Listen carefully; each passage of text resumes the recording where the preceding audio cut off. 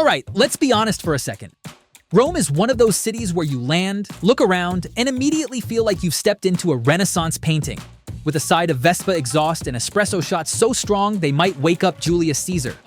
But also, Rome can be a lot. It's loud, it's chaotic, it's filled with history, pigeons, and people who dress like fashion influencers on a casual Tuesday.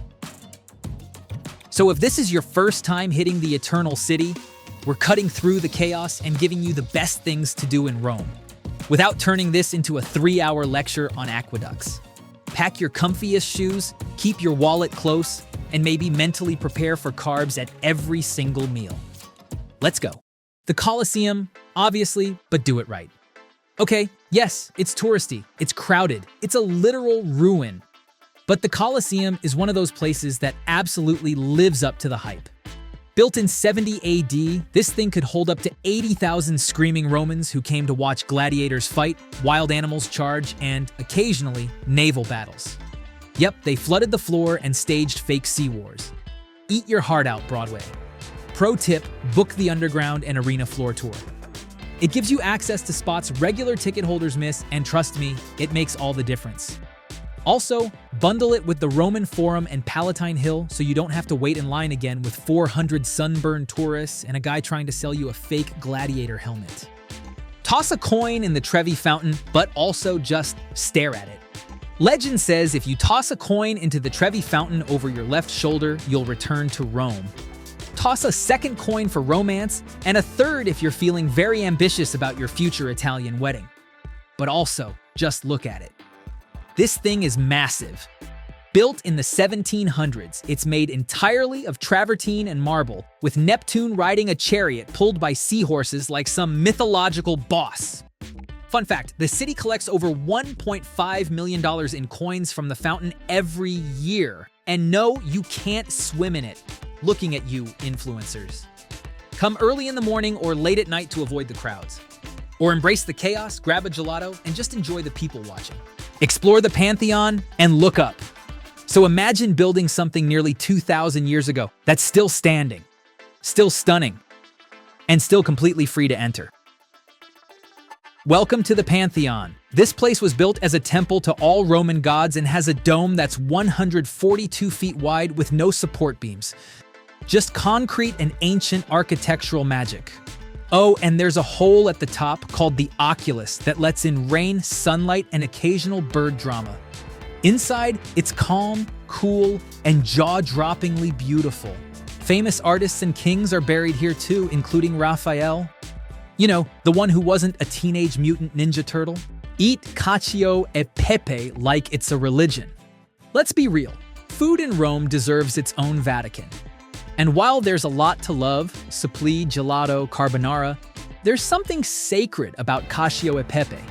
It's just pasta, pecorino cheese, black pepper, and a little pasta water, but when done right, it's creamy, peppery, and completely addictive. Go somewhere local. Skip the restaurants with laminated menus and waiters shouting at you in 4 languages. Try roscioli, felice e testaccio, or da Enzo if you're in Trastevere. And yes, get a reservation or be prepared to bribe the host with your firstborn. Vatican museums and St. Peter's Basilica, aka you need a plan. The Vatican isn't just a country inside a city, it's a full-blown sensory overload. Art, gold, angels, ceilings, popes. It's a lot. Start early, book tickets online, get the skip the line pass because standing in that line in August, that's your villain origin story. The Sistine Chapel is the big ticket item. Yes, Michelangelo painted that ceiling while lying on his back over 4 years. But don't sleep on the gallery of maps or the spiral staircase at the exit. Then head over to St. Peter's Basilica, where everything is marble, massive, and probably blessed. Climb to the top of the dome for the best view in Rome. It's 551 steps, but hey, now you've earned more pasta. Wander Trastevere without a map. Trastevere is that neighborhood that feels like it's still a secret, even though everyone knows about it. Cobblestone streets, laundry hanging between buildings, ivy-covered walls, and some of the best restaurants in the city. Go for lunch, go for dinner, or just wander in the late afternoon and see where your nose leads you.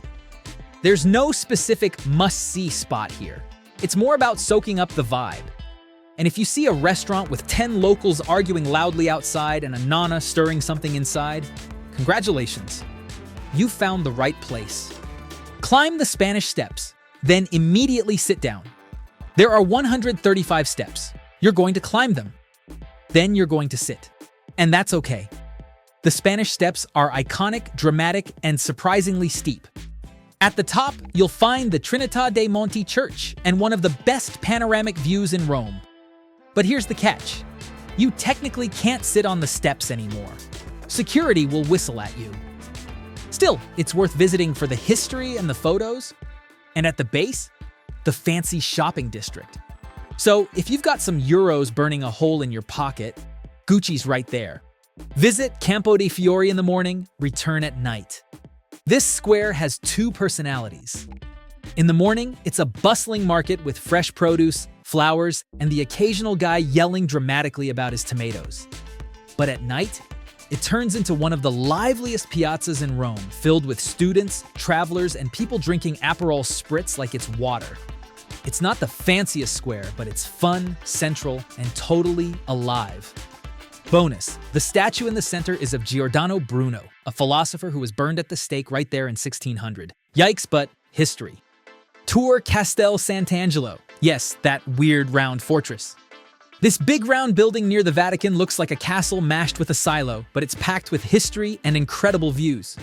It started as Emperor Hadrian's tomb, then became a fortress, then a papal hideout, and now it's a museum where you can explore secret passageways and ramparts. Climb to the top and you'll get one of the best views of the Tiber River, St. Peter's Basilica, and all of Rome laid out like a Renaissance oil painting. Also, it's oddly quiet up here. Like the tourists haven't figured it out yet. So go. Whisper secrets to the ghosts. You do you. Get lost on purpose. Okay, hear me out. Rome isn't a city you conquer with a checklist. It's a place you experience. So yeah, hit the landmarks, do the tours, eat all the pasta, but also just let yourself get lost. Turn down that alley that looks suspiciously quiet. Stop for coffee at the hole-in-the-wall place with 3 tables. Take a photo of a door just because it looks nice. Talk to the gelato guy. Ask a local where they go. Because some of the best things you'll find in Rome won't be in your guidebook. They'll be in the wandering, in the wrong turns, in the weird little piazza with a guy playing accordion at sunset. So there you have it, your first-timer's guide to Rome that doesn't feel like a school field trip or a Rick Steves episode. Rome is gritty, gorgeous, chaotic, ancient, romantic, loud, sacred, and profane. Sometimes all at once, but that's why it stays with you. Long after the gelato melts and your feet stop aching. Eat the pasta, toss the coin, wander the ruins. And whatever you do, don't ask for a cappuccino after 11 a.m. They'll know you're a tourist. If you liked this guide, give it a thumbs up, subscribe for more travel tips, and drop a comment with your favorite Roman memory, or where you're heading next. And yes, bring me back some Cacio e Pepe. See you in the next one.